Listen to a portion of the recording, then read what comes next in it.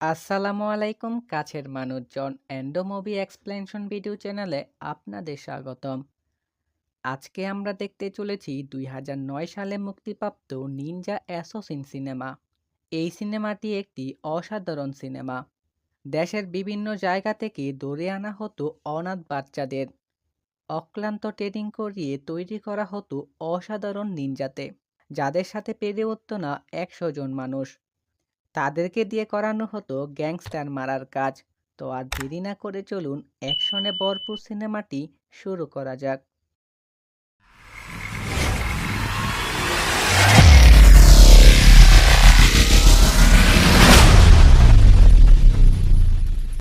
Cinema শুরুতে আমরা একটি গ্যাংস্টারকে দেখতে পাই, যে তার পিঠের উপরে ট্যাটু বানাচ্ছিল। এই জন্য তাকে অনেক যন্ত্রণা সহ্য করতে হচ্ছিল। কিন্তু যখন ব্যথা খুব বেশি হয়ে যায়, তখন বুড়া লোকটিকে হুমকি দেয়, তোকে একেবারে খেয়ে ফেলবো, এত ব্যথা হচ্ছে কেন? তখনই বুড়া লোকটি বলে, যদি আপনি ব্যথা সহ্য করতে না পারেন তাহলে ট্যাটু বানাচ্ছেন কেন? এটা শুনে গ্যাংস্টারটির রাগ উঠে যায়। সে তাকে মারার জন্য বন্দুক বের করে। তখনই তার সাথে থাকা এক লোক এসে তাকে একটি চিঠি দেয়। আর এই চিঠিটি খোলার পরে দেখতে পায় কালো বালি। এটা দেখে বুড়া লোকটি অনেক ঘাবড়ে যায়। সে বলে, আরো কয়েক বছর আগে এরকমই একটি চিঠি এসেছিল একজন গ্যাংস্টারের কাছে। সেও আপনাদের মতো হেসেছিল। তারপর একটি নিনজার দল এসে কিছুক্ষণের মধ্যেই তার হাসিটিকে রক্তে পরিণত করে দেয়। একথা শুনে তারা বৃদ্ধ লোকটিকে নিয়ে আরো বেশি মজা করতে থাকে। তারপর হঠাৎ তাদের মধ্যে একজনের মাথা দেহ থেকে আলাদা হয়ে যায়। এটা দেখে সবাই ভয় পেয়ে যায়। তাই তারা উড়াদুরা গুলি করতে থাকে। কিন্তু দেখতেই দেখতে সারেগ্রামা নামক অস্ত্র দিয়ে একের পর এক শরীর থেকে দেহ আলাদা হয়ে যেতে থাকে। এই সব কিছু এত তাড়াতাড়ি হচ্ছিল যে তারা নিনজাদের ছায়া পর্যন্ত দেখতে পাচ্ছিল না। এই সব কিছু দেখে গ্যাংস্টারটি অনেক ভয় পেয়ে যায়। তাই সে তাদেরকে টাকার লোভ দেখায়, কিন্তু এই লোভ কোনো কাজে আসে না। তারা তাকেও মেরে ফেলে। নিনজারা সবসময় অন্ধকারে চলাফেরা করে, তাই তাদেরকে কেউ দেখতে পায়নি। এই সব কিছু দেখে বৃদ্ধ লোকটি পুরোপুরি হয়ে যায়, কারণ তার চোখের সামনে এতগুলো লোককে মেরে রক্তের বন্যা বইয়ে দিয়েছিল। নিনজারা যখন বুঝতে পারে সবাইকে মারা হয়ে গেছে, তখন সামনে এসে বৃদ্ধ লোকটিকেও মেরে ফেলে। সিন পরিবর্তন হয়ে যায়। আমরা দেখি মিকা নামের একজন মেয়েকে। সে তার হাতে অনেকগুলো ফাইল নিয়ে এসেছিল রিয়ান নামের একজন অফিসারের কাছে। মিকা তার বসের সাথে নিনজাদের নিয়ে কথা বলতে থাকে, কিন্তু তার বস কোনোভাবেই তার কথা বিশ্বাস করছিল না। যে নিনজাদের আজ পর্যন্ত কেউ দেখেনি, কেউ তাদের সম্পর্কে কোনো কিছু জানে না, এমনকি পুলিশদের কাছেও তাদের ব্যাপারে কোনো প্রমাণ নেই। আসলে নিনজা বলতে কোনো কিছু হয় না, এগুলো শুধু গল্প কথা। এ কথাগুলো যখন মিকার বস তাকে বলছিল, মিকা তার বসের কথার কোনো গুরুত্ব দেয় না। মিকা 100% শিওর দিয়ে বলে নিনজা আছে, এবং সে বেশ কিছু প্রমাণ দেখায়। সে দেখায় হঠাৎ করে ব্যাংক থেকে অনেকগুলো টাকা উধাও হয়ে যায়। তখনই কোনো না কোনো গ্যাংস্টারের মৃত্যু হয়। এত কিছু খেয়াল করার পর তার বস ইনভেস্টিগেট করার সিদ্ধান্ত নেয়। অন্যদিকে আমরা লন্ড্রির মধ্যে একটি ছেলেকে দেখতে পাই, যে নিজের কাজ করছিল। তখনই তার কাছাকাছি একটি মেয়ে এসে তার কাছে সাহায্য চায়। তাই ছেলেটি তাকে সাহায্য করে। ছেলেটি বলে, তুমি কোন গোত্রের? এটা শুনে মেয়েটি একটু শক হয়ে যায় এবং সরাসরি তার উপর আক্রমণ করে দেয়। কিন্তু ছেলেটি তাকে খুব বাজেভাবে আহত করে মেরে ফেলে। তারপর সিন পরিবর্তন হয়ে যায়। আমরা দেখি ওজোনো গোত্রকে। এই গোত্রটি দেশের বিভিন্ন জায়গা থেকে বাচ্চাদেরকে তুলে এনে যন্ত্রণাদায়ক ট্রেনিং করাতো এবং তাদেরকে গড়ে তুলতো এক শক্তিশালী নিনজাতে। আজকে তারা এক নতুন বাচ্চাকে ধরে এনেছিল। এই বাচ্চাটির নাম রাইজো। এই ছেলেটি ওই ছেলে যে লন্ড্রির মধ্যে একটি মেয়েকে হত্যা করেছিল। এই গোত্রের লিডার রাইজোকে বেশ পছন্দ করত। সে চায় তারপর যেন রাইজো এই গোত্রের লিডার হয়। তাই সে রাইজোকে সবার থেকে আলাদা করে, কঠিন কঠিন ট্রেনিং করায়। এভাবে রাইজো ধীরে ধীরে সবকিছু শিখতে থাকে। ওজন ও রাইজোর উপর বিশ্বাস বাড়তে থাকে। তাই রাইজো যদি কোনো ভুল করত তাহলে তাকে খুব কঠিন শাস্তি দেওয়া হতো। একদিন রাত্রে রাইজো ব্যথার কারণে ঘুমাতে পারছিল না। তখনই তাদের গোত্রের একটি মেয়ে তার কাছে এসে তার পায়ে ওষুধ লাগিয়ে দেয়। তারপর রাইজো ঘুমিয়ে পড়ে। পরের দিন সকালে সবাই যখন খাবার খাচ্ছিল তখন ওজনও তাদেরকে নিজের উপরে দৃঢ় বিশ্বাস করার ট্রেনিং দেয়। ওজনও তাদের সামনে হাত কেটে দেখায়, কিন্তু ওজনও হাত থেকে একটুও রক্ত বের হচ্ছিল না। ওজনও বাদে এই ট্রেনিংটি আর কেউ করতে পারছিল না। তারপর সিন পরিবর্তন হয়ে চলে আসে বর্তমানে। আমরা দেখি মিকা এবং তার বস গোপনে দেখা করে। মিকার বস রেহান বলে তারা এখন বড় বিপদে ফেঁসে গেছে। তাই সে মিকাকে একটি বন্দুক দেয়। রায়হান আরও বলে সে উপর মহল থেকে জেনেছে যদি নিনজারা জানতে পারে তাদের ব্যাপারে তাহলে তাদেরকে শেষ করে দেবে। তারপর আমরা দেখি রাইজো তলোয়ারের প্র্যাকটিস করছে। তখনই তার সামনে আগুনের শিখা দেখে তার আগুনের ফাইট করার কথা মনে পড়ে যায়, যেখানে সে তার গোত্রের একজনের সাথে ফাইট করছিল। ফাইট করার কারণে তার মাথায় আঘাত পায়, এই জন্য সে চিৎকার করে। কিন্তু ওজনও তাকে বলে আসল ব্যথা কোনটা আমি তোমাকে দেখাচ্ছি। এটা বলে সে তার হাত দিয়ে তার পেটের মধ্যে আঘাত করে। রাইজও পেটের ব্যথায় অস্থির হয়ে যায়। সে ব্যথায় কাতরাতে থাকে। প্রচণ্ড ব্যথার কারণে সে সেখানে ঘুমিয়ে পড়ে। পরের দিন সকালে ওজনও রাইজোর কাছে গিয়ে দেখে সে ব্যথাকে নিয়ন্ত্রণ করার চেষ্টা করছে। তারপর ওজনুর নেতৃত্বে তাদের নিজেদের মধ্যেই লড়াই শুরু হয়। তবে এখানে একটি ছেলের সাথে মেয়ের লড়াই ছিল। এই সেই মেয়ে যে ছোটবেলায় রাইজোর পায়ে ওষুধ লাগিয়ে দিয়েছিল। এই মেয়েটির নাম কিরিকো। এই লড়াইয়ে কিরিকো জিতে যায়। তাই ওজনও কিরিকোর পাশে গিয়ে বলে এই ছেলেটির শরীরে আঘাত করতে। কিন্তু কিরিকো করতে পারেনি বলে ওজনও নিজেই কিরিকোর গায়ে আঘাত করে। এটা দেখে রাইজো বেশ রেগে যায়, কিন্তু রাইজো সেখানে কোনো কিছুই করতে পারে না।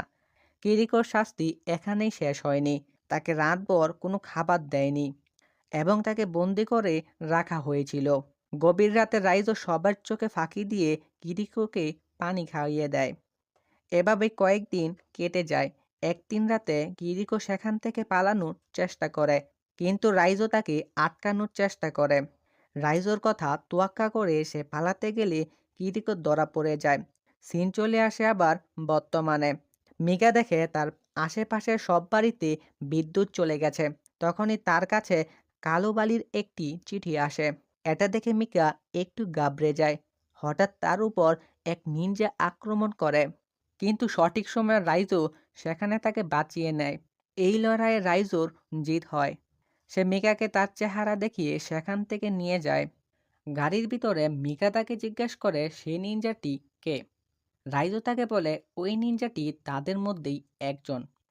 এটা শুনে মিকা জিজ্ঞেস করে তাহলে সে কেন মিকাকে বাঁচিয়েছে। এটা শুনে রাইজো চলে যায় অতীতে। আমরা দেখি ওজোনের গোত্রের নিনজারা কিরিকোকে ধরে ফেলেছে। ওজনও তাকে মৃত্যুদণ্ডের সাজা দেয়। তাদের মধ্যে একজন নিনজা কিরিকোর বুক ছেড়ে তাকে মেরে ফেলে। এই সব কিছু রাইজো চুপচাপ দেখছিল। যেহেতু সে কিরিকোকে বাঁচাতে পারেনি, তাই সে মিকাকে বাঁচায়। রাইজো মিকাকে জিজ্ঞেস করে সে সিগারেট খায় কিনা। মিকা উত্তরে বলে না। রাইজো তাকে জানায় নিনজারা মানুষের গন্ধ শুকে তাদের অনুসরণ করতে পারে। তারপর তারা এক মার্কেটে চলে যায় নতুন কাপড় কিনতে এবং রাত কাটানোর জন্য একটি হোটেলে উঠে পড়ে। রাইজো মিকাকে নতুন কাপড় পরতে বলে এবং একটি সিগারেট জ্বালিয়ে তার চারপাশে গন্ধ ছড়িয়ে দেয়, যাতে নিনজারা তাদের গন্ধ শুকে ভুল পথে পরিচালিত হতে পারে। তারপর ঘটনা চলে যায় অতীতে। আজ রাইজোর ট্রেনিং শেষ হয়েছে, তাই ওজনও টেস্ট করার জন্য তাকে একটি গ্যাংস্টারের গড়ি দেখিয়ে বলে এই গড়িটি তাকে এনে দিতে। রাইজো ওজোনোকে অবশ্যই বলে চলে যায় গড়িটিকে আনতে। সে ওয়াশরুমের ভিতরে লোকটির উপরে আক্রমণ করে, কিন্তু লোকটি অনেক স্ট্রং হওয়ায় এই আক্রমণে তার কোনো কিছুই হয় না। কিন্তু তারপরও রাইজো লোকটিকে মেরে তার কাছ থেকে ঘড়িটি এনে দেয় ওজোনোকে। এইদিকে ওজোনো ঘড়িটি না নিয়ে তাকেই দিয়ে দেয়। অপরদিকে কিরিকোর মতো আরেকজন মেয়ে পালানোর চেষ্টা করে। তাই ওজোনও রাইজোকে এই মেয়েটিকে মারার অর্ডার দেয়। কিন্তু রাইজো এখানে চুপ করে না থেকে ওজোনোর উপরই আক্রমণ করে বসে। এতে বাকি নিনজারা রাইজোর উপরে আক্রমণ শুরু করে। তাদের মধ্যে শুরু হয় এক দুর্দান্ত ফাইট। একটি নিনজা স্টার এসে তাকে নিচে ফেলে দেয়। এতে রাইজো একটি পুলের মধ্যে পড়ে যায়। মিকা এসে তাকে সেখান থেকে নিয়ে যায়। তার কিছুক্ষণ পরে মিকা তার বসকে একটি কল করে এবং সবকিছু বলে দেয়। তার বস বলে তার সাথে দেখা করতে। রাইজো মিকার বসের সাথে দেখা করতে রাজি হয়ে যায়। সে ভালো করে জানতো ওজোনের খোঁজ পেতে হলে তাকে শুধু মিকাই সাহায্য করতে পারে। কিন্তু সেখানে তারা পৌঁছলে মিকার বস রাইজোকে ধরে ফেলে এবং এক গোপন কারাগারে রাইজোকে আটকে রাখে। মিকা তার বসের কাছে অনেক অনুনয় বিনয় করে যাতে তারা রাইজোকে ছেড়ে দেয়। কিন্তু রিহান রাইজোকে না ছেড়ে দিয়ে তার হাতে একটি ট্যাকার তুলে দেয় যাতে তারা রাইজোর মাধ্যমে নিনজাদের জায়গায় পৌঁছাতে পারে। মিকা চালাকি করে পানি খাওয়ানোর মাধ্যমে রাইজোর পেতে ট্যাকারটি দিয়ে দেয়। রাইজো মিকাকে বলে সে নিনজাদের গন্ধ শুকতে পারছে। এই কথা মিকা তার বসকে বললে রিহান বলে যত নিনজাই আসুক না কেন আমরা সবাইকে দুলুর সাথে মিশিয়ে দেব। তখনই কিছু নিনজা তাদেরকে মারা শুরু করে। দেখতে দেখতে সবাইকে তারা মেরে ফেলে। তারপর মিকা চলে যায় রাইজোর কাছে এবং সে রাইজোকে মুক্ত করে দেয়। আর তখনই শুরু হয় আসল ফাইট। রাইজো একলাই সবাইকে মেরে সেখান থেকে বেরিয়ে আসে। কিন্তু বিপদ তখনও শেষ হয়নি। সে আরও নিনজাদের গন্ধ শুকতে পায়। তাই সে মিকাকে বলে গাড়িতে চলে যেতে এবং সে নিজে খুব দ্রুত সবার সাথে লড়াই করতে থাকে। এক নিনজা মিকার কাছে চলে আসে। তাই সে ভয়ে গাড়িটি চালানো শুরু করে। এইদিকে রাইজো সবার সাথে পেরে উঠতে পারছিল না। তাই সে পালানোর চেষ্টা করে কিন্তু নিনজারা তাকে আহত করে ফেলেছিল। তাই সে দুর্বল হয়ে পড়ে। রাইজোকে যখন মারতেই যাবে তখনই মিকা এসে তাকে বাঁচায়। তারা দুজনে গাড়ি করে অনেক দূর পর্যন্ত চলে আসে কিন্তু রাইজো গাড়িতে অজ্ঞান হয়ে যায়।